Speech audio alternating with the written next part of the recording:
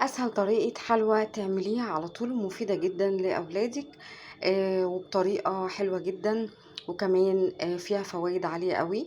إيه هي؟ دي صينية البطاطا.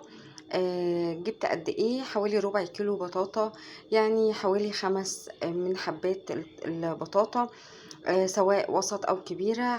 هتجيبيها تغسليها كويس أوي، وبعد كده هتبتدي إن أنتِ تقشّري بالمقشرة القشر بتاعها، وبعد كده هتبتدي تقطعيها حلقات تخينة جدًا وتحطيها في مَيّة سخنة وسكر، تمام.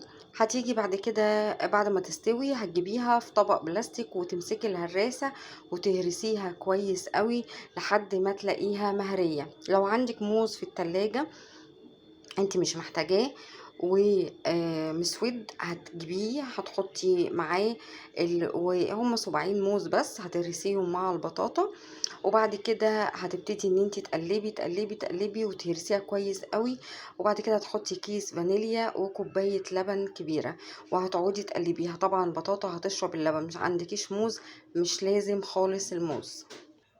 طبعًا بعد ما عملت البطاطا ده أنا جبت كنكة حطيت فيها نُص كيلو لبن، تمام، وحطيت فيها 3 معالق دقيق، ومعلقتين نشا، تمام، والسكر بتاعِك زي ما أنتِ عايزة، وحتة زبدة وكيس فانيليا، تمام. حطيتهم على النار لحد ما تقل شوية، وبعد كده ابتديت إن أنا أحطه في الخلاط، ضربته زي ما أنتم شايفين كده عشان ما يبقاش فيه حاجة مكلكعة، ما يبقاش فيه تكتلات.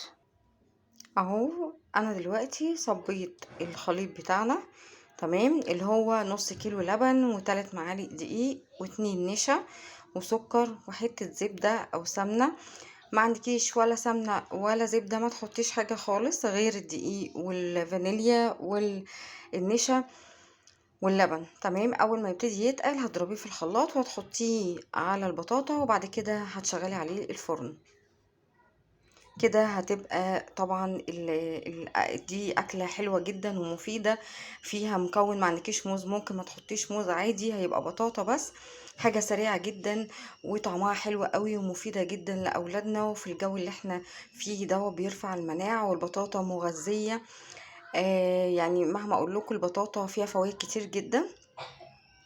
بس لو عندك حد ابنك عيان بيكح في اي حاجة، بلاش الاكلة دي علشان خاطر البرد والكحة واللبن. طبعا لو بياخد ادوية حساسية او بياخد دواء كحة ما ينفعش معاه الاكلة دي، ما ياكلهاش. وبألف هنا والشفا.